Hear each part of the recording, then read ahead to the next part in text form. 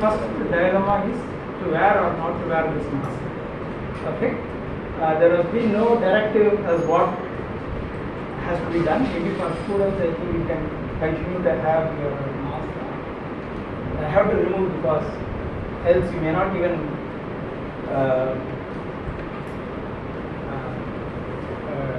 correctly understand what I am talking about. So, let me begin. Good morning, and this is probably the first offline lecture I had after a break of about 2 years. I'm not about sure about it. How about you? You had some lectures in between offline with this one? Okay, that way is at least. I am Venkatesh. Okay? And make sure that you have to come for this course, EE3110. That's very important if you are sitting in a wrong lecture hall. This is EE3110, Probability Foundations for Electrical Engineers. The number of students who have registered for this course apparently is 181 also. It's a large course, and so it is going to be handled by 2 faculty members, myself, Venkatesh, and Professor Andrew Tangara. And so what we have done is we have decided to split this whole student strength into 2 batches. There is a way of doing it. Okay, so we have decided to split it based on whether the roll number is odd or even. Okay, all odd numbered students, roll numbered students should assemble in this venue, and I will be handling it. Even numbered roll number students will be handled by Professor Andrew Tangara. I think the venue is CRC. So, if you are wondering whether you can change your roll number to odd or even, now it is not possible. Well, that's the fate or whatever it is how it happens. There has to be a way of doing it. This is the simplest way of making it happen, so we have done it. Well, the course content is same, almost the same. Okay, same. I will show you the course content. It will be the same. Of course, the way it is treated might be slightly different. Okay, because the nature of this one. But we will try to cover all concepts. Okay, in a manner with regard to this probability, so that at the end of the course, both batches are supposed to have a fair amount of understanding of probability. So that's the goal. But there may be a slight change in the course content at the end of this one. That depends upon, after covering all the basics, some more advanced topics. Time permits when we cover, there may be slight. Otherwise, the same. The method of evaluation may be that you have to comply with. Okay. Well, but whatever it is, each class is very large and it is a relative grading, so it's not going to matter with regard to the grades and so on. I will talk about the grading later. Okay. So A slot, this venue, I think about this any other, and we will be extensively using Moodle web page for giving the course content as well as intimating you about the class schedules or any change, whatever it is. So make sure that you check the Moodle web page quite often.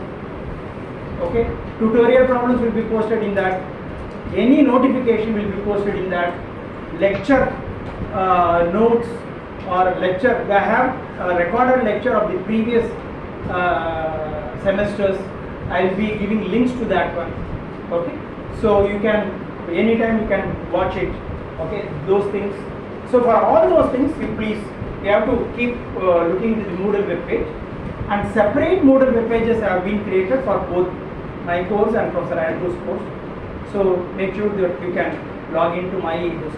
We will give you the details soon, and you also you are most welcome to look into the course content and problems of Professor Andrew's work.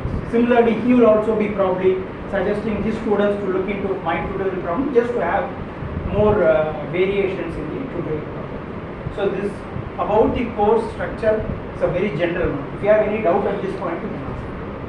About the splitting of the course.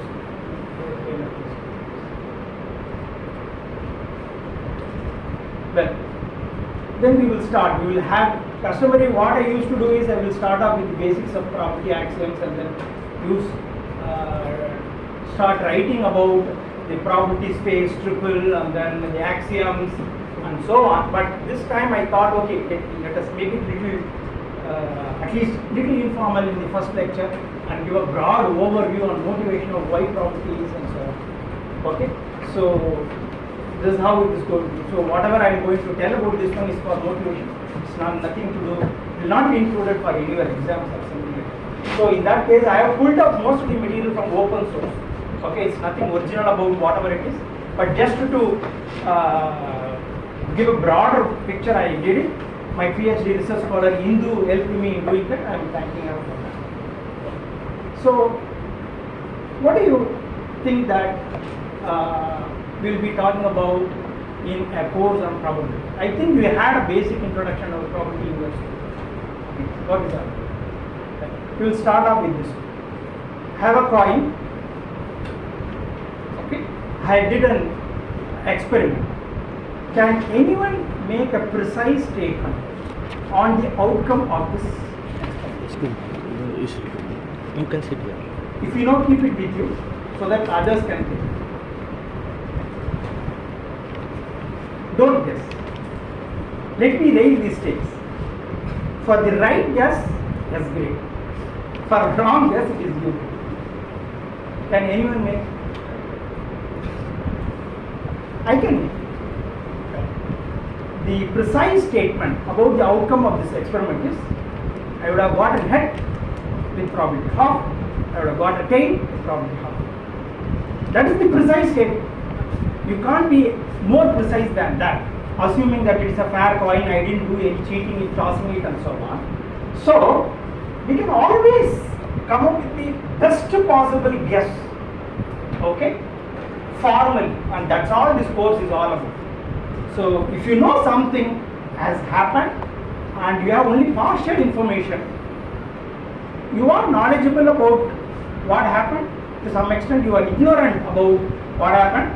So, how formally, the maximum possible information you can extract from it and represent it. That's all the probability is all about. Okay? So, it's one way probability is all about formally telling the knowledge that you have accumulated about a random experiment, phenomenon, or expressing the ignorance that you have got, uncertainty that you have got about the experiment. Because knowledge and ignorance are two sides of the coin. It is okay. If you tell one thing, the other is. So that's all about this. Okay. So, so we will start off with a little bit of orientation. So why this kind of probability theory came up and why do we need to study it and so on. First thing is, there are a large number of physical phenomena that we can look upon in science, various this one, or build engineering systems and so on, okay, which are very complex in nature. If you want to look at the dynamics of such systems, there are a large number of parameters you have to account for. Okay. For example, this simple coin tossing, okay, I can precisely tell whether it is a head or a tail. Okay, provided I know the torque with which I toss the coin, its angular momentum, and about the gravitational field at this point. Okay, and the air pressure, temperature, everything, so many other things, everything you give, I will use a supercomputer and may be able to come up with the exact value, but it is too much of a complexity. We say that the number of degrees of freedom of this kind of system is very large, okay, to model this. So to handle complexity, what we can do is, you only concentrate on those system parameters which majorly affect the outcome of this experiment. Okay. Then what happens is that is, there are, let us say there are 20 possible, like temperature, pressure, and then gravity in this case, and so on. So there may be only 3 variables that may be involved. Others are all minor affecting. If you want to model the whole thing, there will be a lot of non-linear differential equations you have to write about the dynamics of it and then simulate it and so on. It's quite long. So you only identify the major variables and then write the dynamics of the system based on that. What do you do with the remaining thing? You can do the following. One, you can totally ignore it. Then you will get an answer, but what will happen is it may not be correct all the time. There will be some error. The error will change depending upon how the other things affect. So that is one way. That is a pure deterministic way of doing that, but there will be an error if you have to do. The other way is to handle everything. That it will become very complex. You will get a precise answer. And stochastic modeling or probabilistic modeling is something in between. What you do is you club all other minor effects into a random quantity and you characterize it statistically. That way you can tell that, so this will be the answer, but there will be some variations around that one, and that you can specify probabilistic. So to handle complexity is one major reason why we go in for probabilistic. The second thing is, for example, coin tossing, or if you launch a rocket and so on. So all these things will happen. Next, there is one more thing. Is it previously? Sometimes what will happen is you may not want the precise the information that you are looking for. Okay, need not be so much detail. For example, if you have an election, okay, you just want to know how many votes a party A has got, not on who voted for party. So in that case, you are only looking at some statistical quantities. That is more than enough. All detailed information is not required. That is one thing. Another thing, you don't want it to be so precise. If you tell it for, okay, if you roll a ball and then it reaches in this place with an accuracy of a millimeter or Armstrong, that is not required. Okay, so why bother about handling all those minor this one when after all your final answer you are ready to tolerate some amount of error.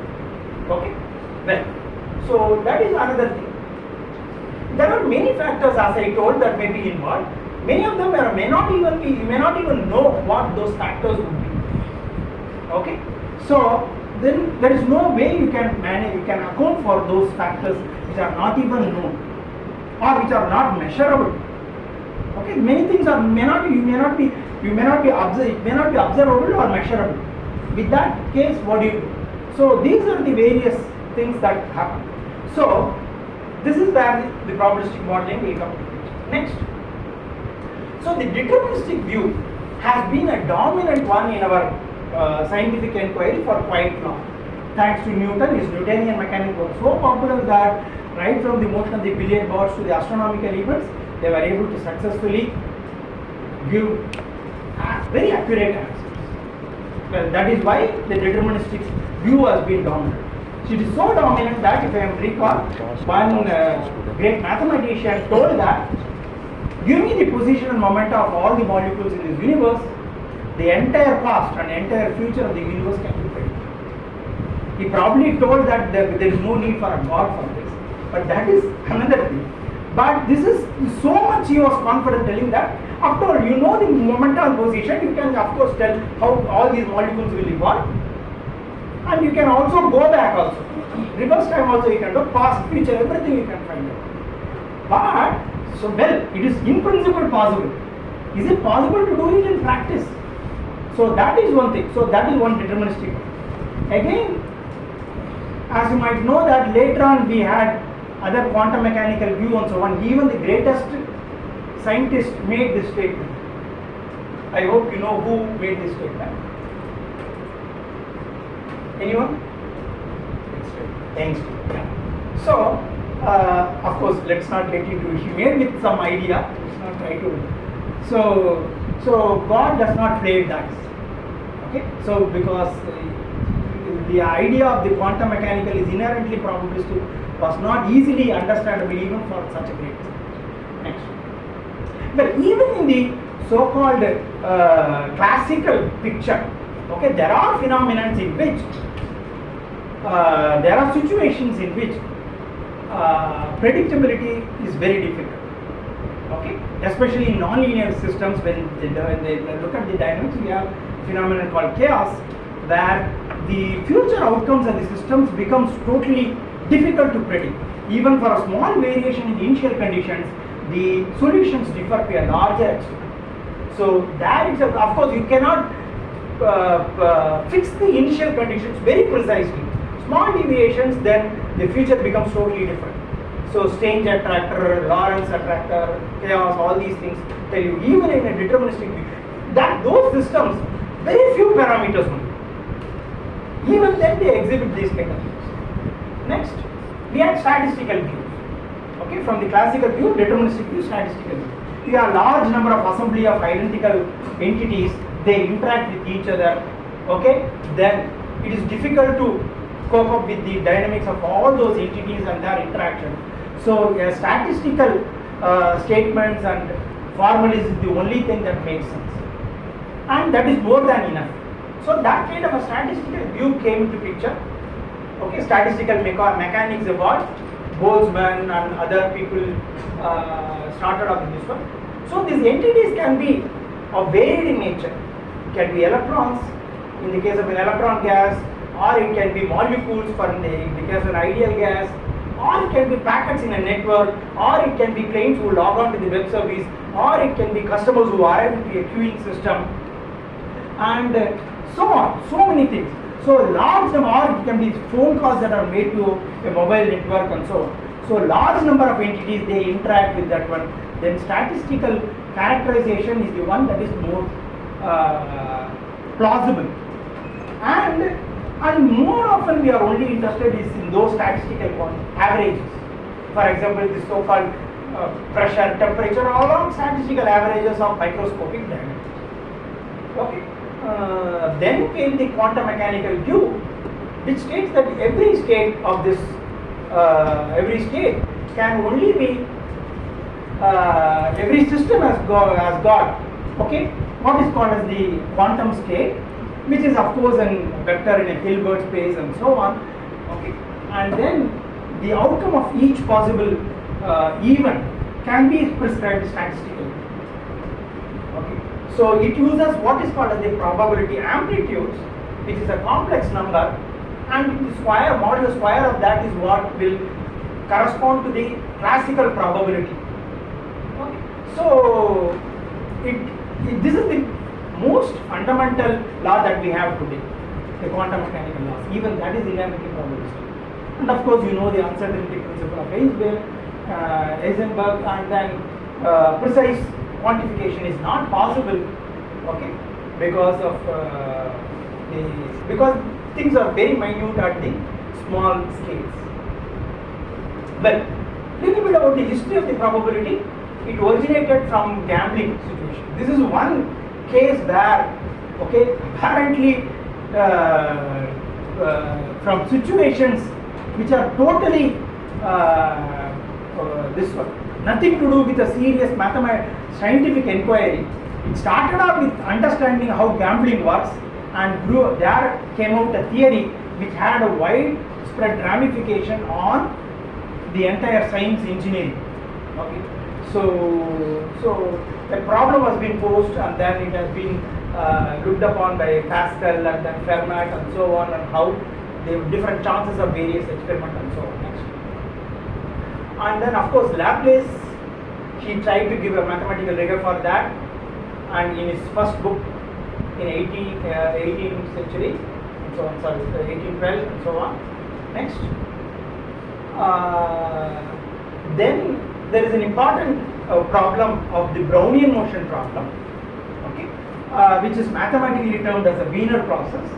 And in order to understand, which is nothing but motion of a pollen grain, which was observed by a botanist called Robert Brown, to why it has been having a zigzag path, okay, with apparently no reason. Okay, it is because of the random heating of molecules surrounding them. To explain that, Einstein developed a theory of Brownian motion, okay, and that actually formed a cornerstone for the statistical mechanics.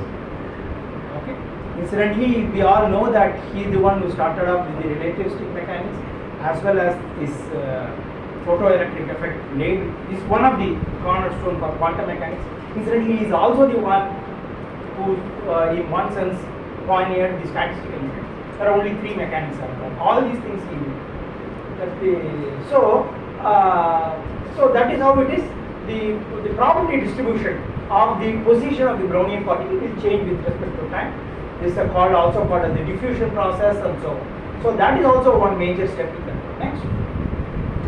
Then Langevin is one physicist who viewed it as a differential equation with a noisy term. Okay, it's just a differential equation governing the motion of a particle, but there is a noise term to that one. Then the differential equation becomes the stochastic differential equation. That way of viewing is what he did. Then Ornstein and Uhlenbeck defined a stochastic process and so on, and tried to steer the Brownian motion problem here larger depth.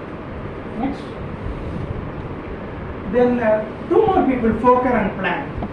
They devised an equation which is a partial differential equation for the evolution of the probability density function of the state variable. There is two ways of viewing it. One as a differential equation, another as a partial differential equation of the probability density function. That is what Fokker and Planck did. And then that's closely related to this Schrodinger equation basically. So that way is also another view came up with. There is a seminal paper by Subramanian Chandrasekhar which popularized the statistical theory, assimilated the knowledge that I had at that time from the physics perspective. Many other great mathematicians who have contributed are also listed. Okay.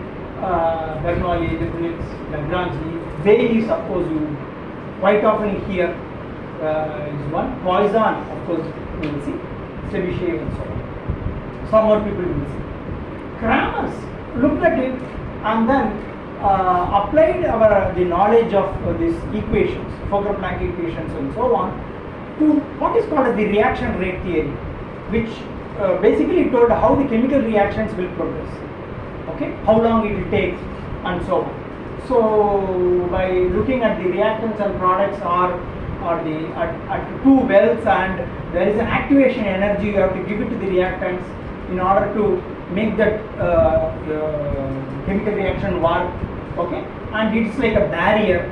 Okay, and the random motions is the one which progressively give it that activation energy and so on, and derived the stationary probability density function for these kind of systems, and also some very important quantity called the mean first passage. So this one is very important, 1941. Okay, it's a very important one. Then Kolmogorov is the one who formally represented the axioms and so on, the notion of sample space, sample points as axioms and so on. So the basic probability as we have now, which is what with which I will be talking to you in the next lecture. It's all initially came from Kolmogorov. Next, Markov is also a great name in this one. So basically, it is done. He started off for some reason. Okay, this is the history. But the thing is he came up with what is called as the Markov process and Markov chain, a diagrammatic representation which is a Markov chain. What basically it told is, okay, for some process, in order to make it mathematically amenable, you view it that it can exist in a number of states, such that given that it is in one particular state, the future evolutions depend only upon that particular state and not on how it came to that state. So the history is irrelevant to predict the future given the present. So such Markovian viewpoint is the one which makes the math very amenable. So more of the time we will talk about Markov process and so on in the stochastic processes, which will come next to the probability. So this is about a Markov process. See, 1 minute. So incidentally, you would know that even Markov process play a great role in today's this. Okay. Next. This is how a weather simple model of weather forecasting. You have a number of states in which you can go from one state to another state. You can tell the probability of these transitions going to happen. With that, you will be able to find out in steady state after a long time evolution what is the probability that it will be in one of these states. It's a very simple model for weather. It can be in a rainy state, cloudy, sunny, and so on. So how it can be done. And beyond that, you can construct what is called the hidden Markov chain model, which is very often used for speech processing. There is a related thing called Markov decision process and all these things. All these solutions. Then this is a very important one.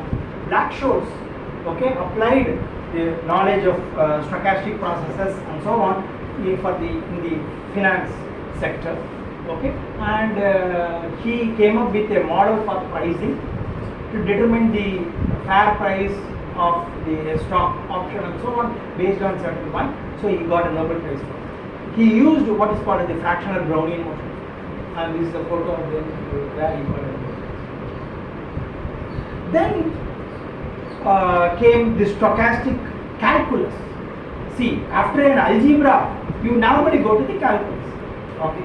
So for that, what happens is you have to first define precisely the differentiability. As you know, how do you do? Continuity, limits, differentiability, all these are required in order to further construct this one. Defining an integral becomes very difficult. It's become a challenging one here. For all these things, what people did is they conjuncted or used a mathematical tool or an ideal one called as the white noise. It's a stochastic process in which, okay, the value that it will take in the next instant, however small it different, however separated it may be from the present one, is totally different from the present one. So it's totally random. It can take any value, okay, at every instant of time and then keep changing. So it's what is called as the autocorrelation function. Okay, that time is 0 and so on. It has a flat spectral density. All these things you will see. So that white noise make that difficult to develop an integral calculus, because what we do with the Riemann calculus is you have a function f of x, you have to integrate it from a to b, you divide it into a large number of intervals, let us say n intervals, each of size h, in the limit n tends to infinity, h tends to 0, then what you do is you do a summation of f, the function f of x calculated within that interval, multiplied by the interval size, and it will reach a limit. But here, even if the interval size is small, the f of x cannot be, it doesn't take a fixed value in that. It may take values which are different. It changes, so this one. So we say those processes are continuous but nowhere differentiable and so on. So Ito came up with a calculus called as the Ito calculus and laid foundation for the stochastic calculus using this. Next, Statanovich. So that is idealistic way of doing this one.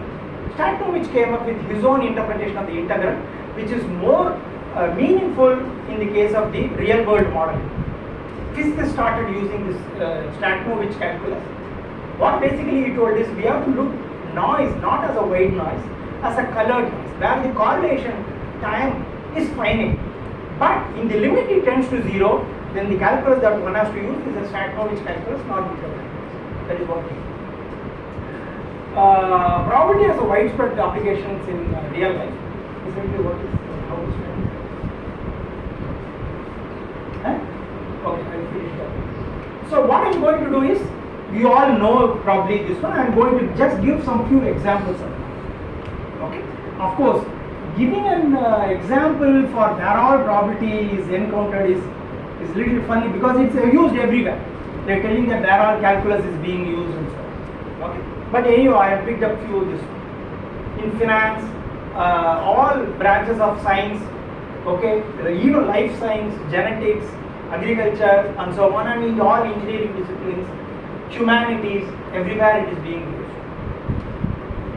Yeah, few examples. Next, weather planning, of course, is one we have seen this one. So meteorologists widely use the weather prediction based on, and their model is stochastic in nature, because there are a large number of events that will affect this one, okay, and based on that they do a prediction. Their predictions is always probabilistic in nature.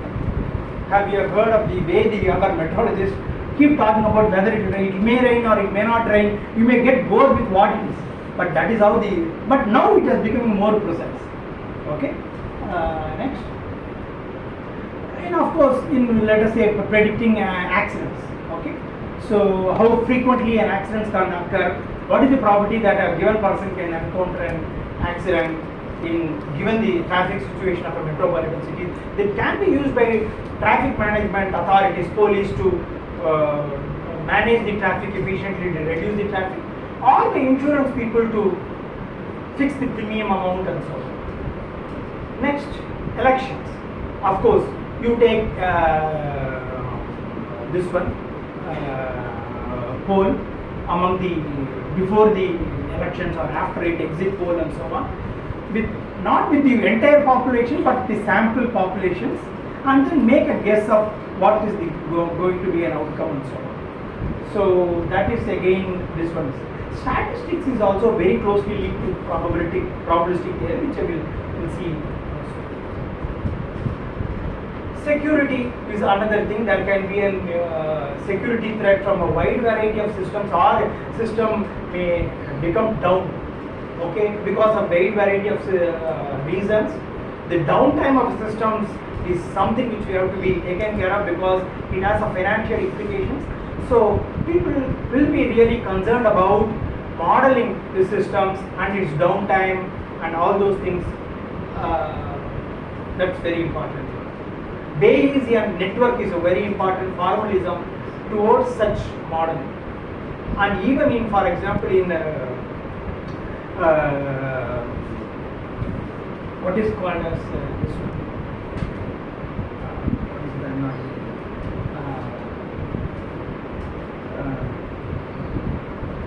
the language, natural language processing. Natural language processing, NLP, uses Bayesian network in order to handle the way you have to predict the syntax of what is being given in the text and so on.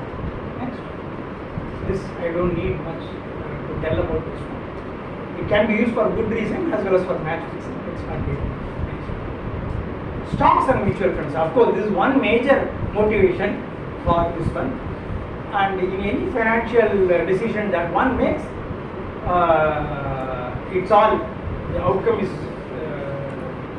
not known, so you can make statistical predictions. This is where the Black Scholes model also comes into picture. And then housing prices and various things, investment, how it will grow, economic models also, how a given situation, Ukraine war will affect the petrol prices here, or even the onion prices.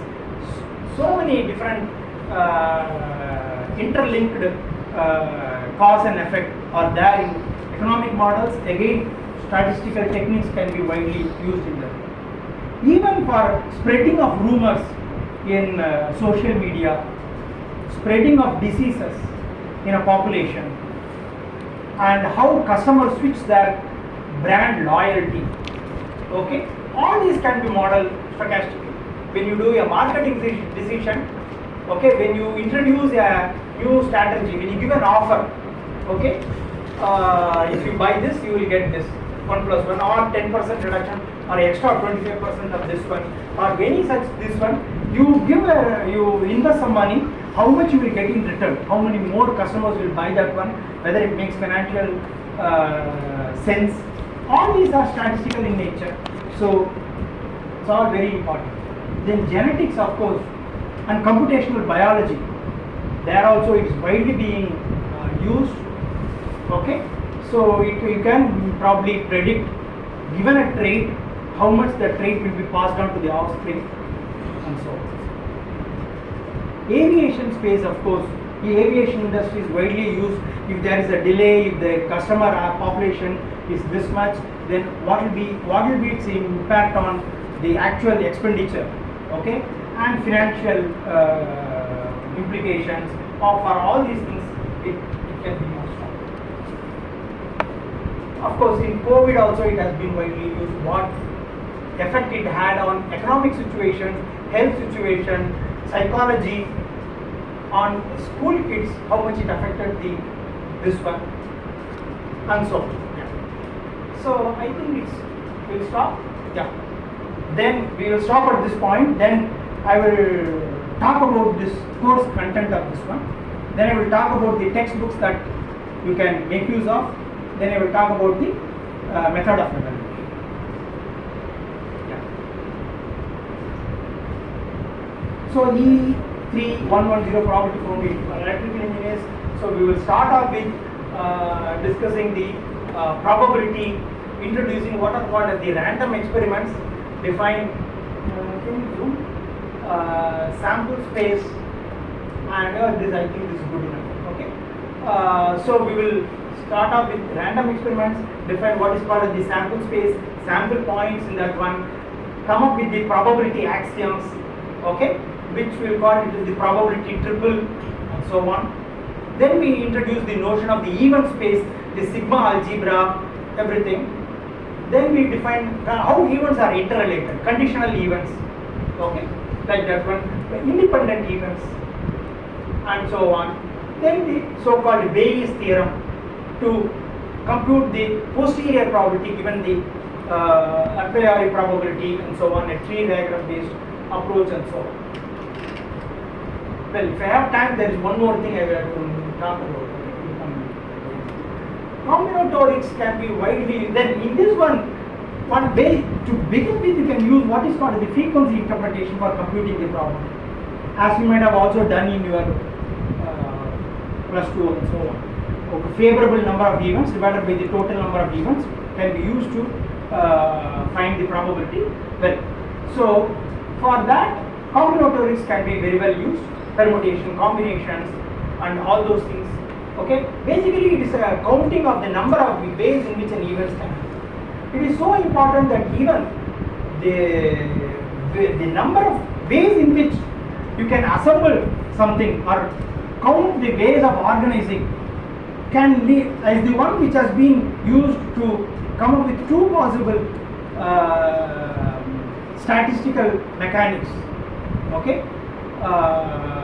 or distribution, okay, the Fermi-Dirac distribution and then Bose-Einstein distribution. So are basically a combinatorics, as you will see. And there are various classical counting problems that are there, like prisoner's dilemma problem, Monty Hall problems, and so many other kind of problems which we will have a look at it. Then we will get into the formal notion of random variables, which instead of looking at events, treating it as a random variables makes analysis more possible. So we will start off with the discrete random variable. We will look at it, the probability mass function, then the cumulative distribution function of that one, then statistical quantity like expectation, then moments, central moments, okay, of this one. The one, of course, variance is something which you might have known, standard deviations, some well-known discrete random variables like discrete uniform random variable, okay, binomial, geometric, Poisson random variable, negative binomial random variable, hypergeometric distribution. All these things we will see as an example of discrete random. Move on to the continuous random variable, where the random variables can take value in content over some range in a real line. Then same thing, instead of probability mass function, we will have a probability density function in this case. Same cumulative distribution function we will use, expectation moments, then central moments, variations, and all these things. Some well-known continuous random variables like uniform, exponential, the so-called Gaussian or normal distribution. All these things we will look at. Then mixed random variables, where you can take some discrete values or values in continuously. That also we will look at. So far, one random variable is what we have dealt so far. Then we will go on to multiple random variables. Before that, if time permits, we will also little bit touch upon how it is viewed from the measure theoretic point of view. We will not get into that kind of formalism much. It is more mathematically rigorous, and it makes general statements and bounds and so on, but we will stick on to the way the probability is treated by engineers and scientists, so that you can apply it for some problem and crunch out numbers. So that is the kind of treatment that you will most often do. Not much on measure theoretic one, but you will try to touch upon that. Multiple random variables. We will start off with two random variables, then you have to talk about the joint density function, joint cumulative distribution function, and then once you have the joint one, you can come with the marginal density function, then condition, then expectations, and all those things. Then jointly Gaussian random variables, then in the case of independent random variables, how it will be. And we will again expand the notion from 2 to general large with some n random variables and define random vectors, covariance matrices, and so on. Then functions of random variables. Okay, so you have a random variable x and another random variable y, which is a function of it. Okay, then given the statistical characterization of x, how do you come up with the statistical characterization of y? So it's basically a transformation. You will find out the transformation law. From one variable to another variable, it's one way we can do it.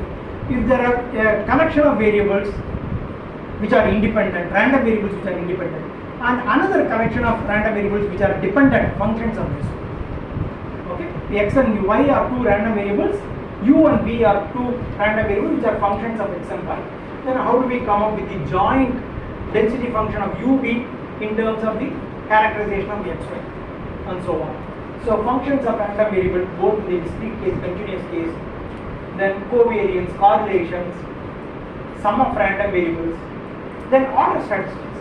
When you have a number of random variables which are identical, but once they occur and you have a realization of it, and if you look at the maximum of it or minimum of it, or order them according to the values taken, then that becomes what are called as the order statistics. Those random variables which represents the maximum value. How that behaves. Then something called as the limit theorems. Under certain condition we can make statements about the bounds, okay, about the probability, or probability will not exceed this, or minimum and so on. So those are limit theorems. Markov's Chebyshev bound, Cauchy-Schwarz inequality, Chernow's bound, all these things we will look at, and law of large numbers, central limit theorem, and then we will look at some special distributions, very often encountered probability distributions, such as gamma distribution, Bibel, HE, hyper-exponential distribution, Cauchy, Laplace, beta, log normal, logistic, Pareto, and so on. So some of them are not mathematically very amenable, like other things like Poisson and so on, but they are very much used. For example, the internet traffic, or the way that in which the water flows into the dam and so on. For all these things, these distributions will be of log normal and Pareto. They are called as heavy-tailed distributions. Then we will, after all these things, we will try to get into certain advanced topics. One is the statistics. So for about how much time? 40. Then so far, the probability that an event occurs is being given to you. With that, we will try to compute the probability of other events. How do we first of all come up with the probability? Okay, that is where statistics comes in. How do we first of all construct with a probability model? Okay, so point estimation, hypothesis testing, and so on. Statistical inference, all these things we will try to spend a couple of lectures a little more. Then stochastic process, which is nothing but an indexed family of random variables. We have a random variables which is indexed, which are a collection basically, you can tell, but they are all related with this one. How do we handle it? They are stochastic process. So there is a level, there is a course called the Stochastic 6150, Stochastic Modeling and the Theory of Qs, okay, which is the next level course for this probability. So this is an intro to that course. How do we classify stochastic process and the so-called Doppler process? Maybe an introduction to queuing theory, well, 1 hour lecture on that. Then throughout this one we will try to draw examples from various fields. We will not just try to confine ourselves to this one. We will take examples from genetics or from finance or from some physics examples, humanities, and then do it. So the idea is to that you should not, although we will try to apply it widely for our electrical engineering problems like communication, control and so on, but the idea is the same whether you apply it for finance or for physics and so on. So that way we will try to make it very useful. This time I am trying to come up with a way of handling this one there. As we progress through, we will try to understand it by doing some experimentation. Okay. Usually we give a MATLAB based experiment at the end as a mini project and then evaluate it. This time a slight variation. It's an experimentation again. Hope it will not be a random experiment. We will try to do it in a good manner. So we will try to use the Python notebook. Okay. So and then all these things we will, as we go through, we can try to do some experimentation of how these whatever you learn, the theories can be experimented using the Jupyter notebooks or Colab or whatever it is, and then try to. So you will get a much more better feel of what is going on this one. Okay. This one. Next. We have only 5 minutes. Yeah. Come to next. Yeah. Next, please. Come to that. Reference books. I have listed a lot of reference books. Okay. But see, these 3 books, I think you can try to. Now, these first 4 books, or even the 5 books, are the one which you can try. If you can get hold of this one, you can try to do this one. All these I will put it in Moodle with it. You don't even, okay. It's all big. You can take notes, but all these will be available in the Moodle with it. Okay. These are, of course, just copies may not even be available. There are many books. Any book you can follow. It will all have the same content. All of them will have a lot of example program exercise you can take. Okay, so that's one. Now comes the evaluation part, which I have to tell and look at your reactions. So what I plan to do, this is what I have been doing it for the last few years in the past. Instead of having a quiz 1, quiz 2 and then end semester, okay. So what happens is that the quiz 1 comes out and then based on the quiz 1 the mark can be out of 25, someone gets 24 will be happy, and then this one someone may get a very low mark just because we have not, one may not have prepared the way they would have expected and so on. Then if we try to catch up with quiz 2, that doesn't happen, then pressure mounts up in the end semester because it's 50 and so on. So a continuous evaluation is a one which has got advantage that you will know continuously how you are progressing. You can gear up your progress, okay, and then meet the whatever your goal is, whichever grade you are aiming for and so on. But of course it puts some pressure because it is a continuous one. But the thing is, it will be spread over and the expectation will also be less in each of these. So the thing is, I plan to conduct weekly quizzes. Okay, there are 14 weeks. Not this week, first week of course we cannot have. Starting in the next week we will have a quiz typically every Friday. Okay, so the quiz will be for 15 minutes, the maximum 20 minutes. 15 minutes, only one question. Okay, you can answer it in 10 minutes to 12 minutes, but 15 minutes I may be giving it. And then 5 marks for that one. 14 quizzes, I will take the best 12 out of it. So I understand that you may not be able to attend all Fridays. So if you are absent for 2 of them, doesn't matter. Don't worry about it. You may not even need to inform me and so on. As long as you can attend 12 quizzes, okay, best 12 out of 14 you can do. But the better you are attending because it is best 12. Okay, even if you are not prepared, if you come and then attend it, doesn't matter. It's not going to affect you. So like that. So 12 into 5, 60 marks.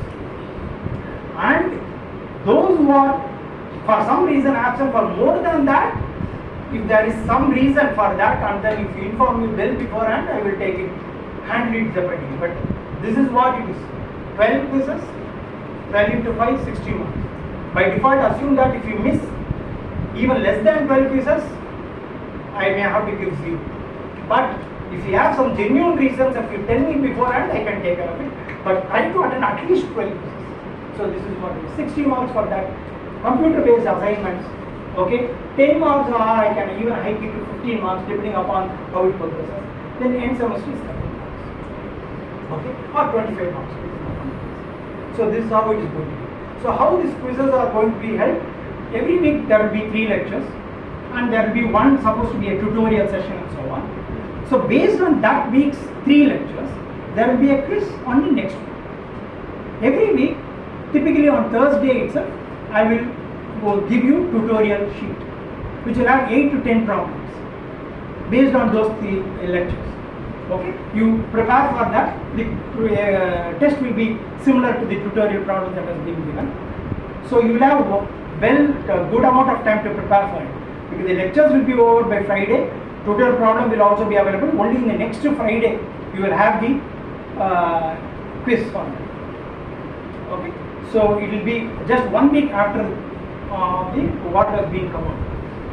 Okay, so then the tutorial problems will be given on one of the classes, or maybe the answers for the tutorial problems.